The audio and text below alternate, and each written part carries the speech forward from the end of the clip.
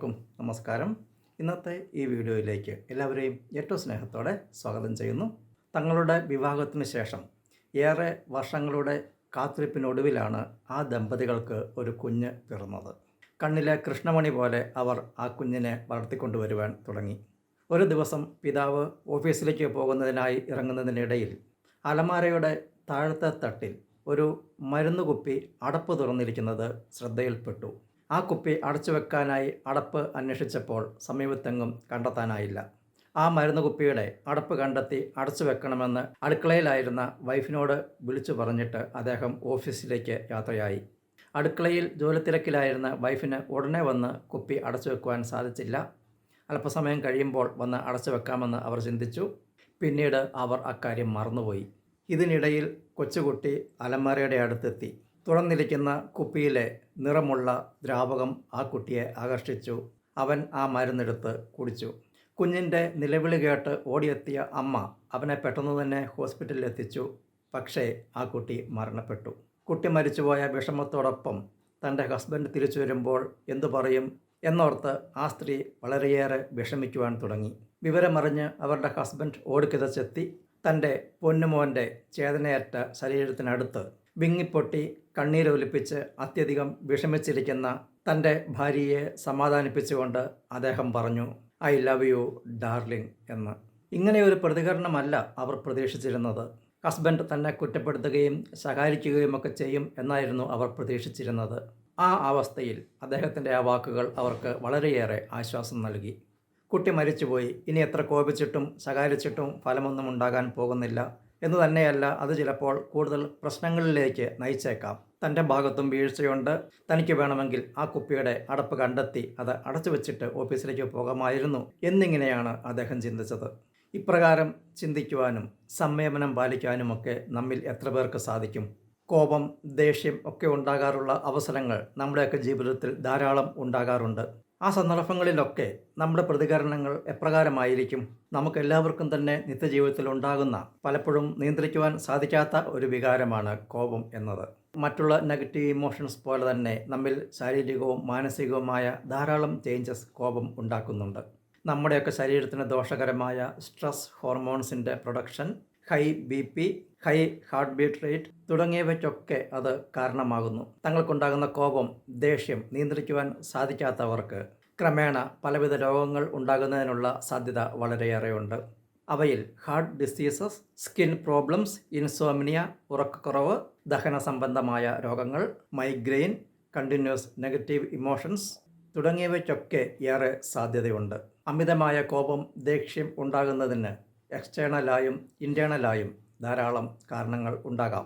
Stress, fear, panic, financial struggles, relationship problems, hormone imbalance തുടങ്ങിയ problems ഉള്ളവർക്ക് വളരെ പെട്ടെന്ന് തന്നെ അമിതമായ ദേഷ്യം ഉണ്ടാകുന്നതിനുള്ള സാധ്യത വളരെയേറെയാണ്. കോപം മൂലം നാം ചെയ്യുന്ന പല പ്രവൃത്തികളും നമ്മുടെ ജീവിതത്തിൽ കൂടുതൽ പ്രോബ്ലംസ് ഉണ്ടാകുന്നതിന് കാരണമായേക്കാം.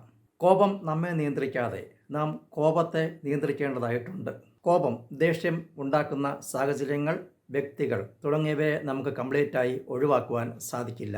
നമുക്ക് നമ്മുടെ റിയാക്ഷൻസ്, പ്രതികരണങ്ങൾ കൺട്രോൾ ചെയ്യുവാൻ മാത്രമേ സാധിക്കുകയുള്ളൂ. കോപത്തെ ഹെൽത്തിയായി മാനേജ് ചെയ്യുവാൻ സഹായിക്കുന്ന കുറച്ച് ടിപ്സ് ഞാനിപ്പോൾ നിങ്ങളുമായി ഷെയർ ചെയ്യുകയാണ്. നല്ല മോട്ടിവേഷണൽ മെസ്സേജസ് തുടർച്ചയായി പോസ്റ്റ് ചെയ്യുന്ന ഈ യൂട്യൂബ് ചാനൽ ഇതുവരെ സബ്സ്ക്രൈബ് ചെയ്യാത്തവർ ഇന്ന് തന്നെ സബ്സ്ക്രൈബ് ചെയ്യണമെന്ന് ഏറ്റവും സ്നേഹത്തോടെ ഓർമ്മിപ്പിക്കുകയാണ്. അതുപോലെ തന്നെ വീഡിയോസ് നിങ്ങളുടെ ഫാമിലി മെമ്പേഴ്സിനും ഫ്രണ്ട്സിനുമൊക്കെ ഷെയർ ചെയ്യണമെന്നും ലൈക്സ്, കമൻറ്റ്സ് തുടങ്ങിയവയൊക്കെ രേഖപ്പെടുത്തണമെന്നും ഏറ്റവും സ്നേഹത്തോടെ ഓർമ്മിപ്പിക്കുകയാണ്. 1. Recognise your triggers. നമ്മെ എല്ലായ്പ്പോഴും കോപത്തിലേക്ക് നയിക്കുന്ന ചില ട്രിഗേഴ്സ് കാണും. അവ ചില വ്യക്തികളാകാം, ചില വസ്തുക്കളാകാം, ചില സാഹചര്യങ്ങളാകാം, ചിലരുടെ സംസാര പെരുമാറ്റ രീതികൾ ഒക്കെ ആകാം. ഇപ്രകാരമുള്ളവയൊക്കെ ഒന്ന് ലിസ്റ്റ് ഔട്ട് ചെയ്യുക. ഇവ മനസ്സിലാക്കിയിരിക്കുന്നത് വളരെ നല്ലതാണ്. ചിലപ്പോൾ ഇത്തരം സാഹചര്യങ്ങൾ നമുക്ക് ഒഴിവാക്കുവാൻ സാധിക്കും. എന്നാൽ ഒഴിവാക്കാനാകാത്ത സാഹചര്യം ഉണ്ടാവുകയാണെങ്കിൽ മുൻകൂട്ടി തന്നെ മുൻകരുതലുകൾ സ്വീകരിക്കുന്നതിനും നമ്മെ തന്നെ നിയന്ത്രിക്കുന്നതിന് നമുക്ക് ശ്രമിക്കുവാനും സാധിക്കും. അമിതമായ കോപം ഉണ്ടാകുന്ന സാഹചര്യങ്ങളിൽ ഉടൻ തന്നെ ആലോചനയില്ലാതെ എടുത്തു ചാടി പ്രതികരിക്കാതിരിക്കുക. നാം പറയുന്ന വാക്കുകൾ ഒരിക്കലും തിരിച്ചെടുക്കുവാൻ സാധിക്കില്ല. വാക്കുകൾക്കെല്ലാം ശക്തിയുണ്ട്. നമ്മുടെ വാക്കുകൾ മറ്റുള്ളവരെ മുറിപ്പെടുത്തുന്നതിനും അതുപോലെ തന്നെ സുഖപ്പെടുത്തുന്നതിനും കഴിവുള്ളവയാണ്. നാം കോപിച്ച് മറ്റുള്ളവരെ വേദനിപ്പിച്ച് പറയുന്ന കാര്യങ്ങൾ ഒരുപക്ഷെ അവർ ക്ഷമിച്ചെന്ന് വരാം. എന്നാൽ അവരെ മുറിപ്പെടുത്തുവാൻ നാം ഉപയോഗിച്ച വാക്കുകൾ ചിലപ്പോൾ അവർക്കൊരിക്കലും മറക്കാൻ സാധിച്ചില്ലെന്ന് വരാം. നാം പ്രതികരിക്കുന്നതിന് മുമ്പ് ഒരു ചെറിയ ബ്രേക്ക് എടുക്കുക. എപ്രകാരമാണ് പ്രതികരിക്കേണ്ടതെന്ന് ചിന്തിച്ചതിന് ശേഷം നല്ല വാക്കുകൾ ഉപയോഗിച്ച് സംസാരിക്കുവാൻ ശ്രമിക്കുക. 3. Take A time out. നമ്മുടെ ഓഫീസിലോ വീട്ടിലോ ഒക്കെ നമുക്ക് അത്യധികം കോപമുണ്ടാകുന്ന സന്ദർഭങ്ങൾ ഉണ്ടാവുകയാണെങ്കിൽ അല്പസമയം അവിടെ നിന്ന് മാറി നിൽക്കുവാൻ നിങ്ങൾക്ക് സാധിക്കുമെങ്കിൽ അല്പസമയം മാറി സ്വസ്ഥമായി ഇരിക്കുന്നത് വളരെയേറെ പ്രയോജനം ചെയ്യും. 4.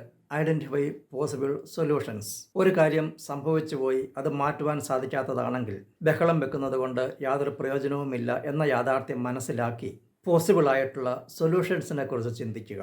ഞാൻ ഈ വീഡിയോയുടെ ആരംഭത്തിൽ ഒരു ദമ്പതികളുടെ ജീവിതാനുഭവം വിവരിച്ചിരുന്നു. ആ സന്ദർഭത്തിൽ ഹസ്ബൻഡിൻ്റെ പ്രതികരണം മോശമായിരുന്നെങ്കിൽ ചിലപ്പോൾ കൂടുതൽ ദുരന്തങ്ങൾ അവരുടെ ലൈഫിൽ ഉണ്ടാകുവാൻ സാധ്യതയുണ്ടായിരുന്നു. ഇക്കാര്യങ്ങളിൽ ശ്രദ്ധയുള്ളവരായിരിക്കുക. 5. Practice deep breathing technique. ഇത്തരം സന്ദർഭങ്ങളിൽ റിലാക്സേഷന് വേണ്ടി ഡീപ്പ് ബ്രീത്തിങ് പരിശീലിക്കുന്നത് വളരെയേറെ പ്രയോജനപ്രദമാണ്. അബ്ഡോമിനൽ ബ്രീത്തിങ് ആണ് നാം പരിശീലിക്കേണ്ടത്.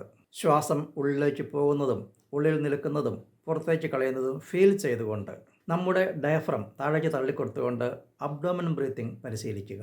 ഇപ്രകാരം ചെയ്യുമ്പോൾ റിലാക്സേഷൻ ലഭിക്കുവാനായി ശാന്തമായി ചില മന്ത്രങ്ങൾ മെല്ലെ ഉരുവിടുന്നത് വളരെ പ്രയോജനം ചെയ്യും. Relax, take it easy, calm down തുടങ്ങിയ വാക്കുകൾ നമ്മെ ശാന്തരാക്കുന്ന മന്ത്രങ്ങളായി നമുക്ക് ഉപയോഗിക്കാം. 6. Practice meditation, yoga, exercise. ദിവസേന മെഡിറ്റേഷൻ പരിശീലിക്കുന്നത് നമ്മുടെ മനസ്സിനെ കൺട്രോൾ ചെയ്യുന്നതടക്കം നിരവധി പ്രയോജനമുള്ള ഒന്നാണ്. അതുപോലെ തന്നെ യോഗ പരിശീലിക്കുന്നതും ദിവസേന എക്സർസൈസ് ചെയ്യുന്നതും ഒക്കെ നമ്മുടെ ശരീരത്തിനും മനസ്സിനുമൊക്കെ ഏറെ പ്രയോജനം ചെയ്യുന്ന ഒന്നാണ്.